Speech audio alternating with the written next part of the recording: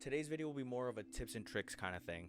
Do's and don'ts. Mostly for people graduating from high school and really looking to enter if you just graduated high school and are looking to teach the marching arts. These are 5-ish things that I wish I knew when I had started teaching. 5-ish things that I believe that you should or shouldn't do. First do. Go march. Go march. Go march. DCI, DCA, WGI. Go back in time and march high school. Go march. Figure it out. Don't make excuses. I know. There's a million of them. I've made them too. We all make them. If you really, really value your students' time, you will do not only them, but yourself a favor by going and marching. Marching provides explicit life experience when it comes to band. Not just in musical aspects like approach, sound, tuning, hardware, but also real band experience. Real band experience. RBE. Well, Paco, what does that even mean, bro? Real band experience? That's not a thing. Before you roast me, let me explain. In my 15,000 plus seasons of band, I have seen it all. Paco, that doesn't really make any sense, bro. You couldn't have actually seen it all. No, I have. From power outages mid-show to literally a pack of senior citizens kicking me out of a high school parking lot. And then back to both my heads blowing at my first ever finals for drum corps.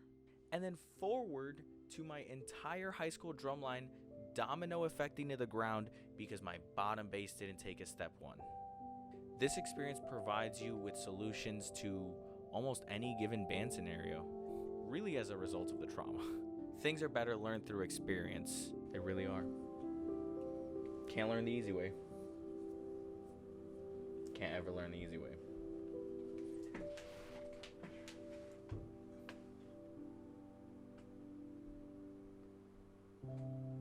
You could also think of marching a lot like college. You're not just educating yourself. In the end game, you're educating your students through educating yourself. I am extremely grateful for the decisiveness that marching drum corps has provided me with. Yeah, marching is great and all, but it has one hidden deadly cost. Bro, I gotta sit down, man. I've been standing for like 10 minutes. My knees are killing me. Huh?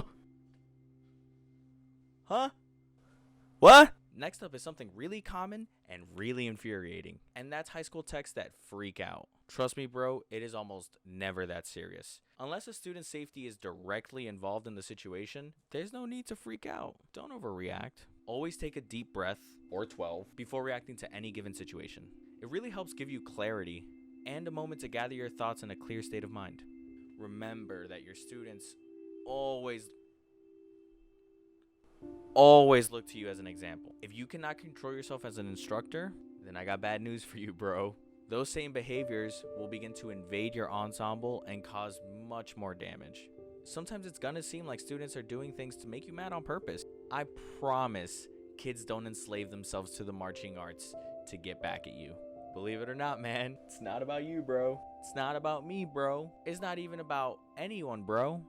It's about all of us, bro. Their inability to do what you ask has many contributing factors, many of which you probably don't know about. Anything from struggling at school, to issues at home, to financial instability, and even the discovery of self during adolescence can knock any musician, regardless of talent, off their game. Try to play devil's advocate with yourself, right? Think of the situation from every single angle. This in turn lets you piece a better picture because you literally have more points of view. So you can by default paint a better mental image of what the situation is and how to best react to it. I firmly believe this is the best way to help your student through whatever it is that they're going through. Having that universal understanding that there are multiple sides to things is vital as an educator. Not everything's black and white. Learn early on that you cannot control what other people say or do. You can only control how you react to it. So in turn, the ability to be the best educator you can be is within yourself, along with all your hidden potential. Bro, that's so corny. Next up is another do, and that's do be prepared. Bro, that doesn't even make sense. If you want your students to be prepared at rehearsal, you in turn have to be prepared as a staff member at rehearsal. Be that mentally, physically, or both. Do what you need to do to be the perfect instructor you always wanted. Some examples can be on time, like for real. So be early. Try to, if not always, know the music better than your students. Do everything in your power to have a metronome at all times. At all times. Sorry, I wanted to make sure I said it twice before I grabbed it. You can use one of these, which is the fancier boy. This one runs about $150, I think. I'll put it in the link in the description. If you don't have access to one of these, there's tons of metronome apps. You can get a metronome app and a Bluetooth speaker. You can put a metronome in your ear. Whatever you need to do to quantify time at all points in rehearsal, do it. Doctor beats are the most underrated musical accessory of all time. For some reason, people just hate using them, but not me. I love you. Make sure to be present. What does that even mean, bro? Of course I'm going to show up. No, you big dummy. What I mean is consciously being at rehearsal the whole time. That means staying off Snapchat. Make sure that your students see your efforts and being present in time with them. Stay hydrated. This one I cannot stress enough, and that's running it back with your ensemble. Running back to sets with your ensemble creates this crazy aura of positive energy that just radiates all of rehearsal everywhere. Ugh. Positivity. This in turn pushes ensembles to be better than they could ever be. Ever. Riding on the joint efforts of each other, which is honestly beautiful. Ew, bro, stop being so cringe. People watch this stuff, you know. Make sure you run back. I'm old too, but I'm running back. I'm coming back first too. I'm old. I get it, bro. But I run back. And if I can do it, you can do it. I promise you will be so much more tired as a fully invested staff member than you ever were as a performer. Like, no contest. Being invested in anything is draining.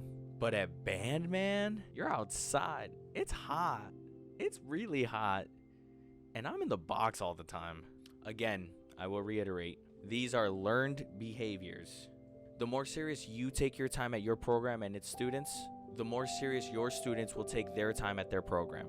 Be prepared to lead by example. Be prepared. Next up is a don't. Don't stop educating yourself.